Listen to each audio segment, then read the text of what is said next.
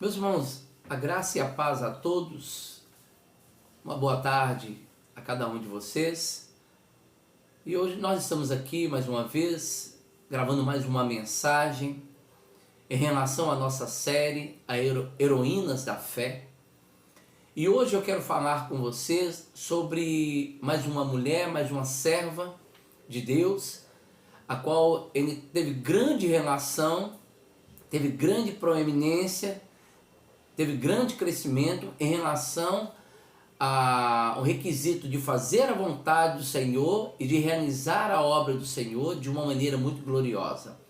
Hoje eu quero falar sobre o livro de Esther com vocês. Hoje eu quero falar dessa personagem extraordinária, Esther. E a passagem que nós vamos ler aqui está registrada exatamente no livro de Esther, no capítulo de número 4, nós vamos ler do verso 14 ao 17, e no capítulo 5, do 1 ao 2, a qual diz assim a palavra do Senhor. Porque de todos se calares, neste tempo, o socorro e o livramento de outra parte virá para os judeus. Mas tu e a tua casa do teu pai perecereis. Quem sabe se tal tempo como este chegasse ao reino? Então disse Esther, se tornar a dizer a Mardoqueu, vai, ajunta todos os judeus que se acharem em Suzã, jejum por mim, não comas nem bebas por 3 dias e 3 noites, e eu e as minhas moças também assim jejuaremos e oraremos. Assim irei ter com o rei, ainda que não é segundo a lei, mas perecendo ou pereço, ou se tiver que morrer, morrerei. Então Mardoqueu foi e fez tudo conforme que Esther havia ordenado. Capítulo 5, verso 1. E sucedeu, pois, que no terceiro dia Esther se vestiu das suas vestes reais, e pôs ao pátio do interior da casa do rei, de frente do aposento do rei, e o rei estava assentado sobre o trono real, na casa real, de frente da porta do aposento. E sucedeu que, vendo o rei, rainha Esther, com as vestes reais, estava ao pátio, alcançou graça aos seus olhos, e apontou para Esther com um cetro de ouro, que tinha em sua mão. E Esther chegou e tocou na ponta do cetro. Observe comigo que esse livro de Esther, ele é um livro muitas vezes muito falado. E o que eu quero extrair aqui com vocês, o que eu quero trabalhar aqui com vocês, é sobre o seguinte tema: buscando recursos em momentos difíceis da vida. Buscando recursos em momentos difíceis da vida. O livro de Esther é um livro muito polêmico, podemos dizer assim, principalmente quando ele é falado no meio dos teólogos, ou muitas vezes dos eruditos em relação aos estudantes da Bíblia. Porque é um livro que ele tem exatamente quase nenhuma menção, ou praticamente nenhuma menção, em relação à pessoa de Deus, ao nome de Deus. Mas nós vamos ver em todo o caminho desse livro, nós vamos ver a presença do Senhor contínua sobre esse livro. Porque ali está relacionado o povo de Deus, o povo escolhido, as práticas a qual o Senhor estabeleceu sobre este povo. E por isso nós vemos a presença de Deus de uma maneira muito extraordinária e gloriosa aqui nesse livro. No livro ele destaca 4 personagens. E são 4 personagens ilustres dentro desse livro. O primeiro personagem é exatamente o rei Assuero, ou rei Exerces também. O rei Assuero era um rei, imperador do reinado persa, que existia naquela época, que é um reinado de grande força, de grande poder bélico e de uma prosperidade extraordinária. O rei era um rei a qual havia se expandido em muitas províncias e era conhecido exatamente, e a sua fama era muito grande. A segunda personagem aqui que se destaca é a rainha Esther. Esther exatamente era uma judia, a qual também não foi revelada exatamente ao rei Assuero, que era uma judia, que ela fazia parte dos remanescentes que permaneceu ali no reinado persa, alguns haviam voltado para a terra prometida, para Jerusalém, e agora alguns haviam ficado ali no reinado persa, e a rainha e Esté é exatamente uma camponesa, a qual ela se transformou, ela foi escolhida para ser rainha, quando exatamente a rainha Vasti, ela, num banquete, em uma festa, ela envergonhou o rei Assuero, onde o rei Assuero havia a convocado para estar presente, e ela recusou exatamente o chamado do rei Assuero. Então, literalmente, ela foi substituída, e a rainha Esté, quando se apresentou diante do rei Assuero, mostrando a sua beleza, a sua formosura, a sua simpatia, o rei Assuero ficou encantado, ela alcançou graça aos olhos do rei Assuero, e assim ela foi constituída como rainha. O terceiro personagem aqui que se destaca é exatamente o tio de Esté, é exatamente Mardoqueu. Mardoqueu era um homem que era também judeu, que fazia parte ali dos remanescentes ali no reinado persa. Era aquele homem que havia criado Esté, não se fala da origem de seus pais, mas é exatamente Mardoqueu que havia instruído e criado Esté, é ele que havia também levado Esté para que ela pudesse ser apresentada e assim ser constituída como rainha. E Mardoqueu é um grande personagem que está sendo falado ali naquele livro. Mas o quarto personagem é Amã. E Amã exatamente era inimigo do povo judeu, era inimigo do povo de Deus. Ele tinha grande trajeto, ele tinha grande intimidade com o rei Assuero. Ele sabia andar nos corredores do palácio, ele conhecia os intestinos daquele reino, e ele tinha grande influência com o rei Assuero. E ele, por inveja, literalmente por Mardoqueu, porque às vezes não o tratava como ele queria que fosse tratado, ele começa a perseguir o povo judeu.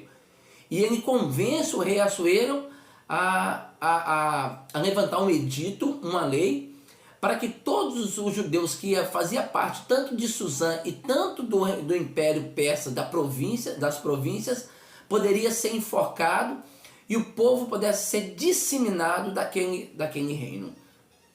Esse grande atentado, ele tinha data, ele tinha hora para acontecer, onde os judeus iam ser enforcados ali, ia ser exatamente disseminado. Então, Amã, ele era um inimigo do povo judeu.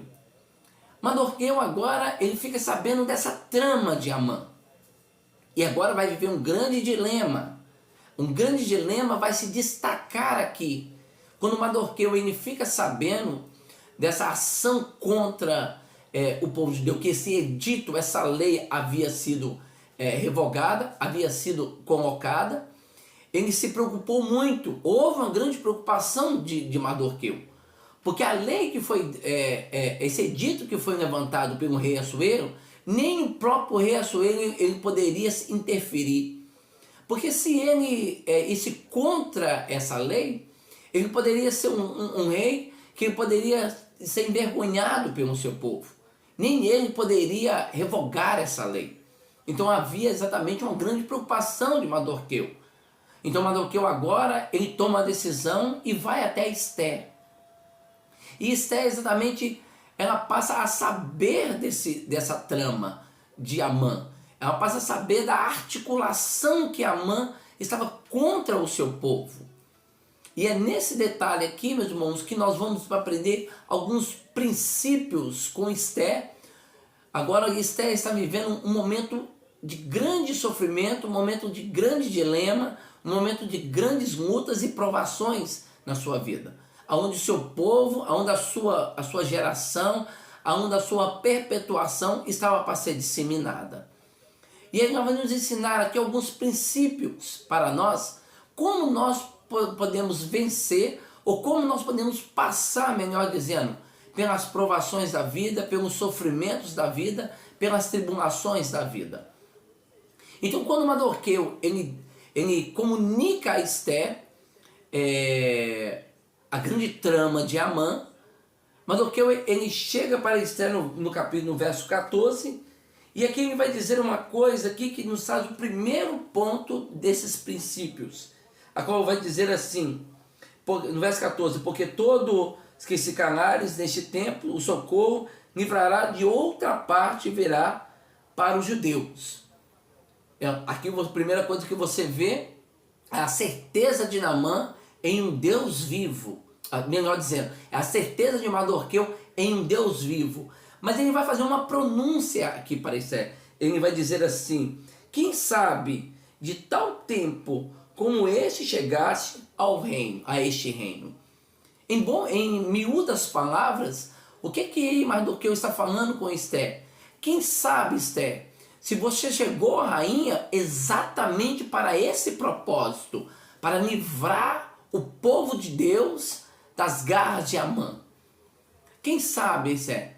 Então, naquele momento que Mardoqueu disse para Esther qual era o propósito do seu chamado, qual era o propósito dela ser rainha, naquele momento ela se despertou a entender o porquê havia o Senhor chamado e colocado ela naquela posição. Aqui ela nos ensina exatamente algo interessante. Será que nós sabemos muitas vezes, irmãos, o porquê que o Senhor nos chamou?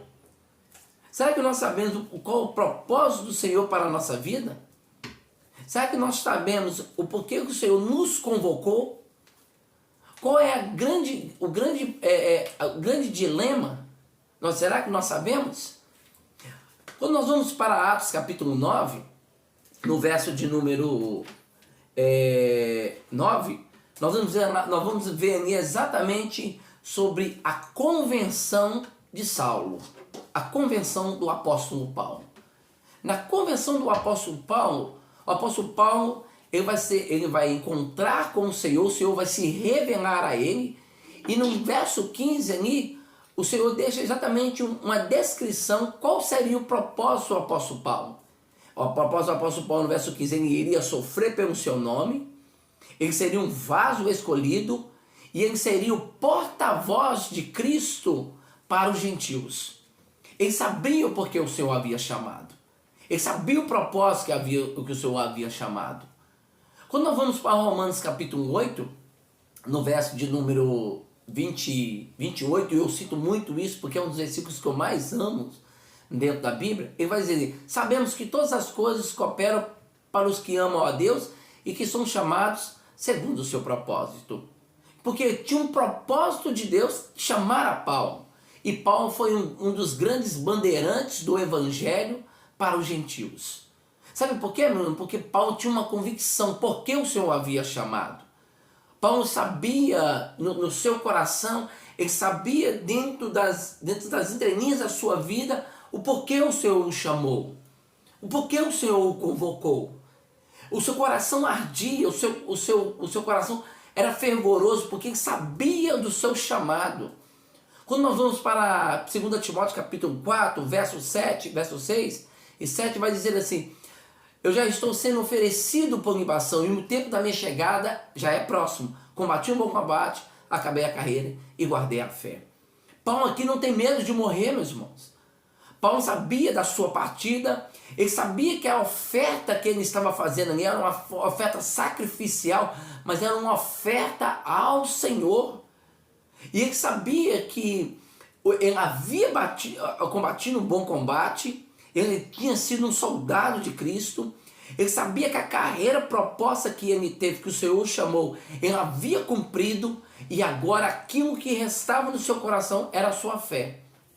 E a recompensa vem no verso 7, desde já a coroa da justiça já me está reservada. Não era uma coroa de louros, como existia nas Olimpíadas da Grécia naquele tempo. Era uma coroa de justiça que Paulo havia recebido. Sabe por quê? Porque Paulo sabia o porquê ele havia sido chamado. Você sabe muito bem por que o Senhor te chamou? Você sabe muito bem por que o Senhor tirou você de um charco de lodo e pôs os seus pés sobre a rocha? Você sabe por que o Senhor, você sendo pecador, miserável, O Senhor te tirou exatamente dessa condição do mundo, estando morto, tanto em delitos e pecados, sendo escravo do mundo, de Satanás e da carne, vivendo aos dilemas da vida, vivemos as temperanças da vida. Você sabe por que o Senhor te chamou? O Senhor te chamou para uma coisa, para você ser o arauto do Evangelho, para você ser o proclamador e o anunciador do Evangelho, para você ser um bandeirante do Evangelho de Cristo, para pregar a sua palavra.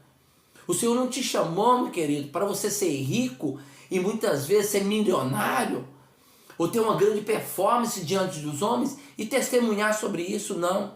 O Senhor te chamou exatamente para você testemunhar de Cristo. É aquilo que Paulo vai dizer exatamente em Romanos capítulo 1, verso 16. Não me envergonhe do Evangelho, porque é poder de Deus para todo aquele que crê, tanto primeiro para o judeu, depois para o grego. Ele não se envergonhava porque ele sabia do seu chamado. Nós precisamos ter essa convicção. A grande questão é que nós vemos, olhamos e vemos muitos cristãos que não têm essa convicção, o porquê ele foi chamado, e tem perdido tempo com coisas banais, com coisas miniciosas deste mundo, com coisas que às vezes não traz fruto, não traz crescimento espiritual, mas só traz performance material, crescimento material. Meus queridos, o Senhor nos chamou para pregar o Evangelho, o genuíno Evangelho, para falar do reino que está proposto, e nós estamos aí perdendo tempo com coisas banais, ridículas, coisas temporãs, coisas que não traz fruto de maneira nenhuma. Às vezes você teve tanta oportunidade de falar do Senhor, de pregar a sua palavra, de falar do Evangelho, e você está perdendo tempo com coisas banais, com coisas que são passageiras. Meu querido, não perca tempo. Entenda o seu chamado, meu querido. Entenda o seu chamado, porque o Senhor quer que você realize a sua obra, testemunhe do seu nome, seja cheio do Espírito Santo para levar exatamente a sua palavra. Esther entendeu isso. E por isso, depois de entender isso, no segundo ponto aqui, que eu quero extrair com vocês, desse segundo princípio, Esther vai exatamente no verso de número 15, ela vai dizer assim, no verso de número 16, ela vai dizer assim: vai, ajunta todos os judeus que acharem em Suzã, jejuam por mim, e não comas e nem bebas por 3 dias. E bem assim jejuarei eu e minhas moças, bem assim jejuarei, até ires diante do rei. O segundo princípio aqui que está nos ensina é exatamente, no meio de uma circunstância difícil, no meio de uma possibilidade difícil, ela exatamente foi para os pés do Senhor. Ela não foi de uma forma singular, ela foi de uma forma também coletiva. Ela buscou ao Senhor, mas ela também convocou o povo para buscar ao Senhor. E aqui nos ensina, meus irmãos, um segundo princípio. Porque quando nós estivermos vivendo as tribulações da vida, quando o coração estiver pequeno, quando nos olhos só sabe brotar lágrimas, quando passamos noites de insônia, quando às vezes a nossa mente não para de trabalhar pelas dificuldades da vida, quando nós estamos às vezes preocupados com o filho que está nas drogas, quando o casamento às vezes está vivendo um bombardeio, ou quando a luta financeira ela está te abatendo, mas e muito mais quando você está fraco na fé, quando você está anêmico na fé, quando você está abatido na fé, lembre de uma coisa: você está passando pelo vale da sombra da morte, você está passando pelas dificuldades da vida, pelas circunstâncias difíceis da vida. Busque ao Senhor, jejue, ore ao Senhor, vai aos pés do Senhor e diga ao Senhor: eu sou pobre, necessitado, mas o Senhor cuida de mim, o Senhor é meu zelo, o Senhor é minha fortaleza. É isso que Davi fazia, é isso que Davi exatamente ele colocava a sua vida diante do Senhor. Ele não simplesmente ele se abateu. Quando o Senhor dá livramento a Ezequias, ao rei Ezequias, ali em Isaías capítulo 37, e Ezequias vence Senaqueribe através do Senhor. E ali ele mostra todos os seus tesouros exatamente para os babilônicos. Ali o Senhor vai lançar sobre ele uma grande batalha. Arruma a tua casa, porque tu morrerás e não viverás. Ezequias, naquele momento, ele viu que ele estava ao fio da espada.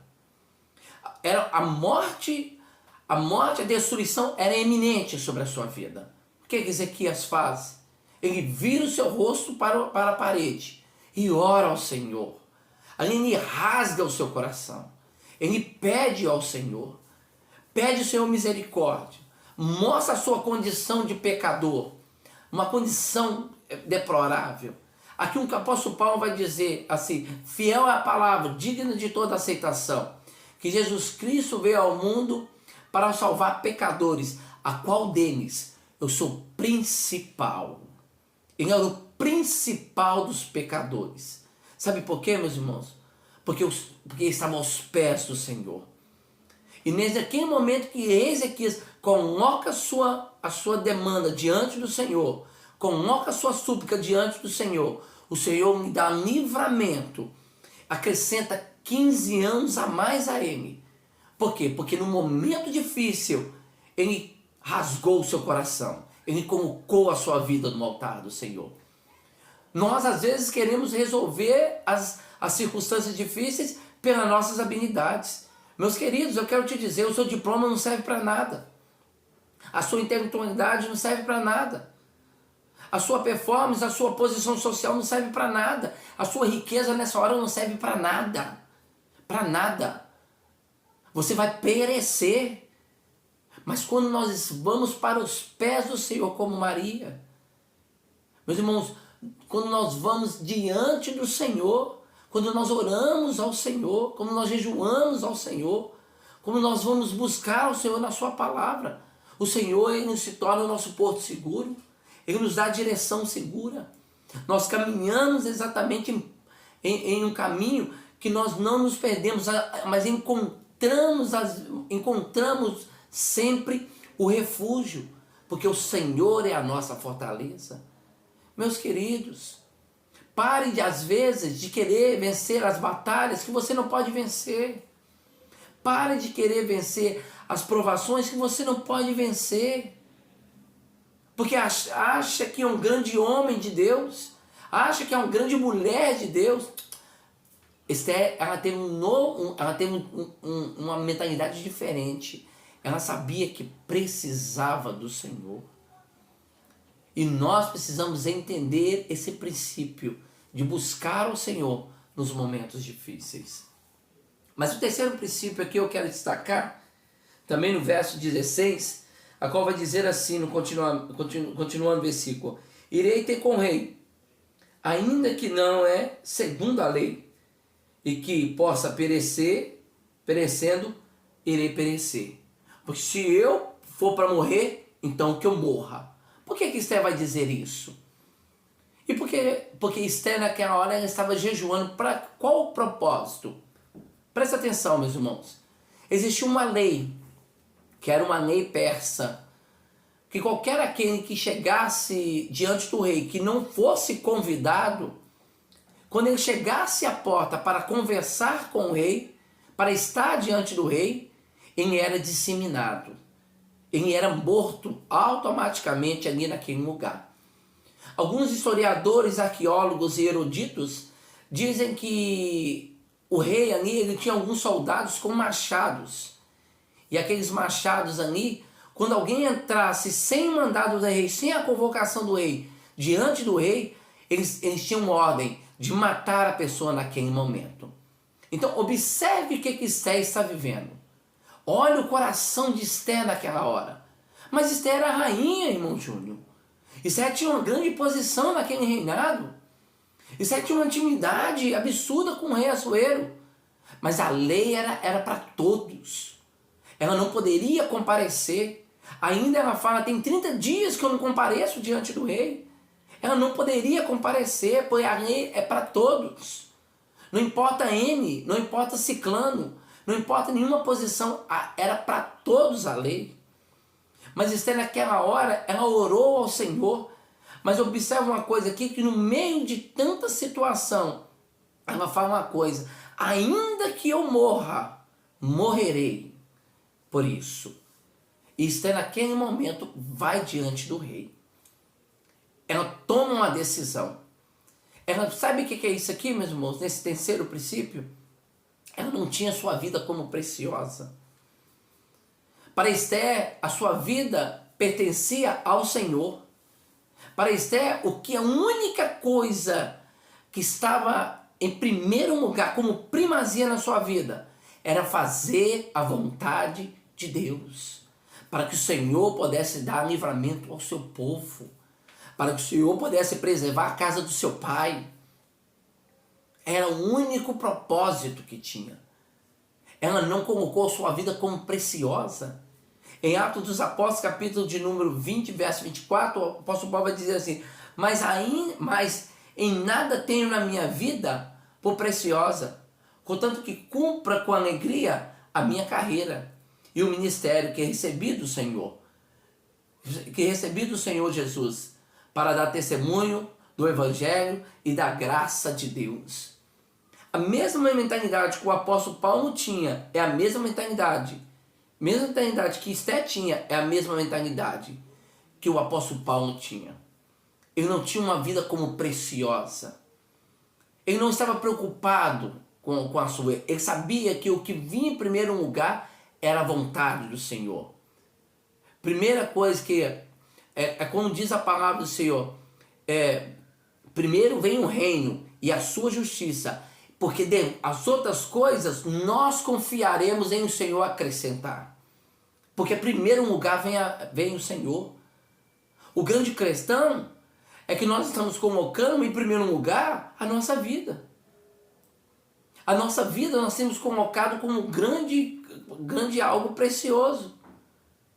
A palavra do Senhor nos diz assim, aonde está o teu coração, ali está também o teu tesouro. Meus irmãos, se o nosso coração estiver nessa terra, o nosso tesouro está nessa terra. Mas se o nosso coração estiver no céu, se a nossa mente estiver no céu, se os nossos olhos estiverem olhando para o alto, o nosso tesouro também está lá no alto. É aquilo que o Senhor fala com Esmina, em Apocalipse capítulo 2. Tu és rica, tu és pobre, mas tu és rica. Porque Esmina desprezava as coisas deste mundo e se enriquecia das coisas do céu. Quando nós não colocamos a nossa vida como preciosa, mas colocamos primeiro a vontade do Senhor sobre nós, meus irmãos, nós alcançamos o propósito do Senhor para nós. Nós alcançamos a mão do Senhor diante de nós. Sabe por quê? Porque a mão do Senhor não está curta para que não possa abençoar, e nem os seus ouvidos estão tampados para que não possa ouvir. Isaías capítulo 59, verso 1. Sabe por quê? Porque o primeiro lugar vem o Senhor. Pare de colocar a sua vida em primeiro lugar nas coisas. Pare de colocar a sua vida como preciosa. Nós somos barros. Nós somos como trapo de imundície. A nossa sabedoria é como trapo de imundície. Nós iremos perecer nessa terra. A nossa vida é como um vapor. É como uma folha seca sendo levada pelo vento, é como um lenho seco sendo jogado no sabor das ondas. Não pense que essa carne aqui, ela irá permanecer para sempre, ela irá prevalecer para sempre, ela irá ser destruída, ela irá se acabar. O que irá permanecer é a nossa alma, porque o que permanece na nossa vida, meus irmãos, é a vontade do Senhor. É Jesus Cristo na nossa vida. É ser direcionado pelo Espírito. Então não tenha a sua vida como preciosa. O que tem de crente colocando a sua vida em primeiro lugar? Ah, não vou colocar minha vida em primeiro lugar. Aquilo que sobrar eu dou para o Senhor. É assim que às vezes acontece. E isso é um absurdo. Eu quero te dizer, meu querido, se você tem tido esse pensamento, você não é cristão. Se você tem tido esse tipo de mentalidade, você não conhece a Jesus. Se você tem colocado isso dentro da sua vida, eu quero te dizer que você nunca ouviu o Evangelho de Cristo, você não é regenerado. Mas todo aquele que faz a vontade do Senhor, e o Senhor vem em primeiro lugar na sua vida, esses conheceram o Evangelho, esses foram regenerados, e é esses que o seu nome está escrito no livro da vida. Mas um quarto princípio aqui que eu quero destacar, é exatamente no capítulo de número 5, agora, que diz assim: e sucedeu, pois, que no terceiro dia Esther se vestiu das suas vestes de justiça, das suas vestes reais, e pôs-se ao pátio do interior do rei, de frente ao aposento do rei, e o rei estava assentado sobre o seu trono real, e a sua casa de frente à porta do aposento. Observe comigo que nessa hora Esther vai se colocar diante do rei. Observe que Esther, quando ela primeiro, ela entende o porquê ela foi chamada. Segundo, ela se prepara para estar diante do rei. Terceiro, ela não coloca a sua vida como preciosa, mas coloca a vontade de Deus como em primeiro lugar. Mas agora no quarto, ela não vai de qualquer maneira. Ela já se preparou nos outros 3 princípios. Agora ela vai se preparar totalmente para se apresentar ao rei. Ela não vai de qualquer maneira. Ela vai exatamente com as vestes reais. As vestes reais que ela havia recebido quando ela foi constituída como rainha do reinado persa. Aonde Esther passava, ela era conhecida. Se ela pudesse passar com a roupa simples, às vezes ela poderia passar até com uma camponesa ou um cidadão comum ali naquela terra. Mas quando ela colocou as vestes reais, naquele momento, aonde ela passasse, ela ia ser identificada como rainha, como esposa do rei Assuero, como rainha do reinado persa. Então ela não vai de qualquer maneira. Ela vai com suas vestes reais, apresentar diante do rei. E ela se apresenta diante do rei naquela hora, naquele momento. Sabe o que fala isso, meus irmãos?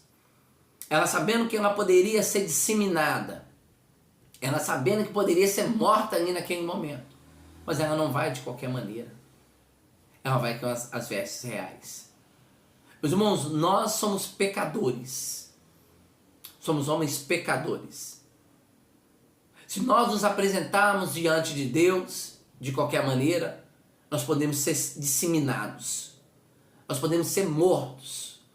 Nós podemos ser reduzidos ao pó. Porque é isso que nós merecemos. O juízo do Senhor. Porque somos pecadores. Porque Deus exatamente ele não tem relação com o pecado.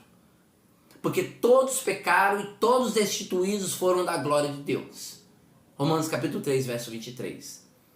E nós somos pecadores. Se chegarmos diante de Deus de qualquer maneira, nós éramos disseminados.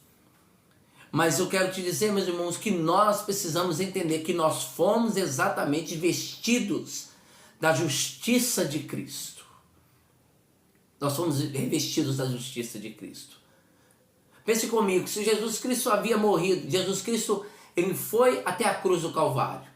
Isaías capítulo 53 diz que ele se tornou pecado por nós. Ele se tornou maldito por nós. Ele foi transgressor, se tornou iníquo por nós. Pelas suas pisaduras nós fomos sarados. Ele passou aquilo que nós não suportaríamos. A cólera de Deus, a ira de Deus, a ira de Deus caiu sobre Cristo, a vez de cair sobre nós. Sabe por quê? Porque imputamos o nosso pecado sobre Ele. Quando nós imputamos o nosso pecado sobre Cristo, Cristo passou a ser o alvo de Deus nessa terra. Cristo passou a ser exatamente o foco de Deus. E Deus derramou da sua ira. Deus pisou com pés de bronze sobre Cristo. Ele foi moído, transpassado, na cruz do Calvário. Ele suportou aquilo que nós não iríamos suportar em momento algum. Mas quando Jesus Cristo ele recebeu o nosso pecado, ele agora cravou exatamente, ele venceu o nosso pecado e cravou o nosso escrito de dívida na cruz do Calvário. Ele pagou um alto preço, pagou com seu sangue, pagou com a sua vida. E ele pagou com esse alto preço para que a nossa dívida, para que o nosso débito pudesse ser quitado. Nós estamos quitados diante de Deus. Mas ainda não teríamos salvação. Ainda não. Nós só teríamos exatamente, nós fomos perdoados pelos nossos pecados. Mas a palavra do Senhor diz que ao terceiro dia, Jesus Cristo ressuscitou. Quando Jesus Cristo ele ressuscita, preste atenção, meu irmão. Ele exatamente mostra que todas as demandas que Deus havia colocado, ele cumpriu. Ele cumpriu toda a lei. Ele foi um sacrifício perfeito, sem mancha, sem mácula. E ele cumpriu exatamente as demandas que Deus havia dado, pedido, mostrado. Quando ele cumpriu, é quando como isso é mostrado? É quando Jesus Cristo ressuscitou dentre os mortos. Quando Jesus Cristo ressuscitou dentre dos mortos, a demanda de Deus, a dívida de Deus foi pagada. E agora Jesus Cristo, ele imputa sobre nós a sua justiça. Ele perdoa os nossos pecados e agora ele imputa a sua justiça sobre nós. Ele nos veste com a sua justiça, nos dando agora o direito de salvação e de estarmos diante de Deus como justos por causa da justiça de Cristo. É isso que ela entendeu. É a justiça, ela se vestiu das vestes reais. O Senhor nos vestiu das suas vestes reais, da sua justiça, para estarmos diante dele, para não sermos destruídos, para não sermos disseminados, para não virmos exatamente ser lançados num lago de enxofre do inferno. Mas o Senhor exatamente nos vestiu da sua justiça. E quando a rainha Esther, ela nos mostra nesse quarto ponto, esse é extremamente importante nós entendermos isso. Será que nós somos justificados pela fé? Será que nós estamos vivendo a justificação pela fé? Será que entendemos que é a justificação pela fé? Isso é exatamente o que o Senhor nos faz, nos vestiu dessa justiça.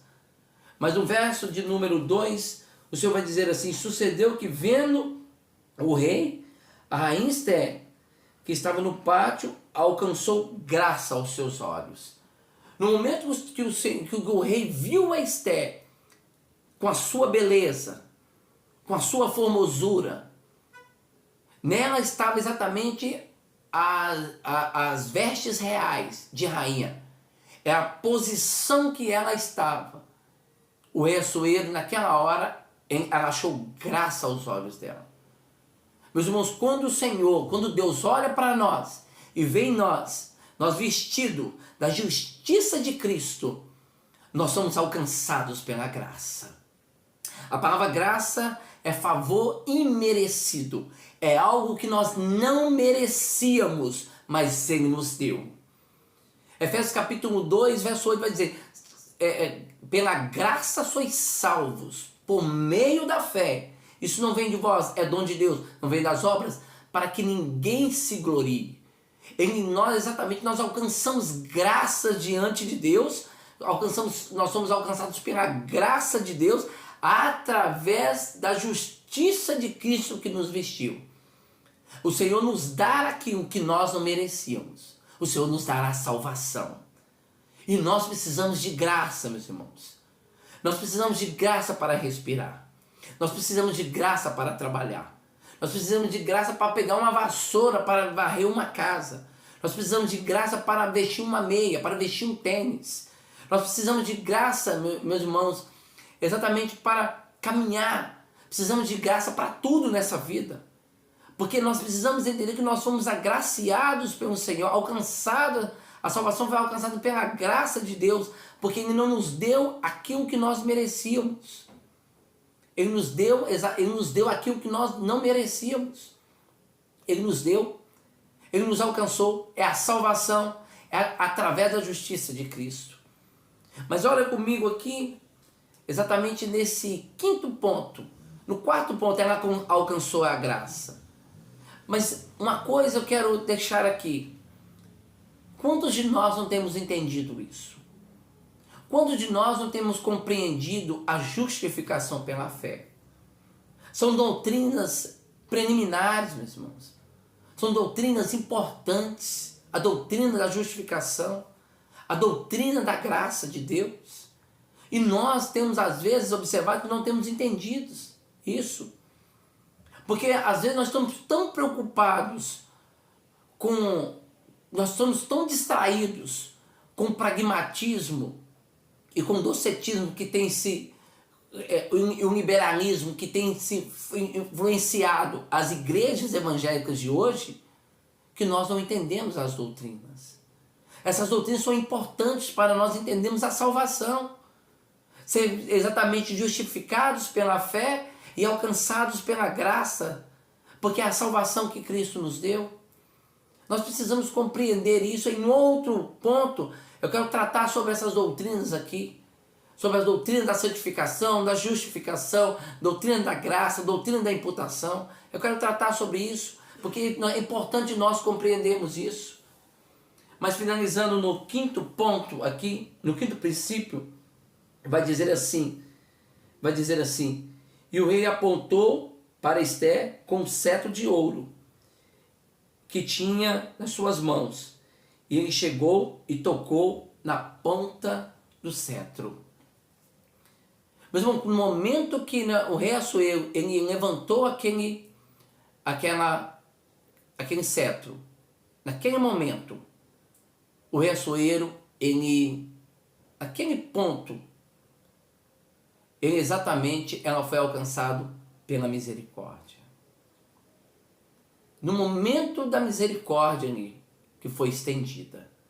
O que é misericórdia, meus irmãos? Misericórdia, meus irmãos, é exatamente nós sermos alcançados. Nós sermos alcançados pelo Senhor.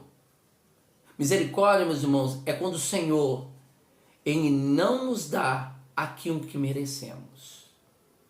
Misericórdia, meus irmãos, é quando o Senhor, Ele compadece da nossa vida. Misericórdia, meus irmãos, é quando o Senhor, Ele olha para nós com os olhos de chama de fogo. Ele teve misericórdia de Esther, sabe por quê? Ele teve misericórdia de Esther porque Ele não deu aquilo que Esther merecia, segundo a lei. Nós só podemos nos aproximar de Deus pela misericórdia do Senhor, pela compaixão do Senhor. Em Efésios capítulo 2, verso 4, vai dizer assim: e pela sua muitíssima misericórdia, Ele nos alcançou, Ele nos vivificou.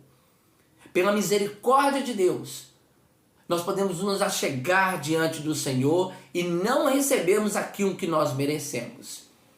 Porque em Lamentações de Jeremias capítulo 3 vai dizer que as misericórdias do Senhor são a causa de não sermos consumidos. Aquilo que Salomão vai dizer é aquilo que está acontecendo aqui com Esther. Aquilo que está acontecendo aqui com Esther é aquilo que acontece conosco. Sabe por quê? Porque as misericórdias do Senhor não têm fim. Grande é a tua fidelidade. O Senhor podia ter disseminado Esther. O Senhor podia exatamente... o rei Assuero, melhor dizendo, podia ter disseminado Esther. Podia ter matado Esther naquela hora. Poderia ter dado o machado do juízo sobre ela. Mas ele estendeu o cetro da sua misericórdia. Ele estendeu o cetro exatamente da sua bondade. Meus irmãos, o Senhor, toda vez que nós nos apresentamos, Ele poderia muito bem nos lançar o machado do juízo sobre nós. Mas Ele estende o cetro da sua misericórdia. porque a sua misericórdia não tem fim e porque é grande a sua fidelidade. Que nós possamos entender tudo isso, meus queridos. Esses princípios que Esther nos mostrou, em primeiro em conhecer, entender o seu propósito. Depois de entender o seu propósito, buscar ao Senhor nos momentos difíceis. Não ter a sua vida como preciosa. Se vestir exatamente das vestes da justiça de Cristo. Alcançar a salvação pela graça de Deus. Ter essa consciência. E exatamente ser alcançada pela misericórdia de Deus. A bondade do Senhor vai derramar sobre nós. A bênção do Senhor vai estar sobre nós. Porque Filipenses capítulo 3, verso 9 vai dizer assim: se achando ele, não tendo justiça própria que procedeu da lei, mas que vem mediante a fé em Cristo, sabendo que a justiça que procede de Deus se baseia na nossa fé. Que nós possamos ter esse tipo de vida, esse tipo de pensamento, precisamos entender todo o propósito do Senhor, porque Deus, Ele quer realizar uma grande obra na nossa vida. Que Deus abençoe a todos, no nome do Senhor Jesus.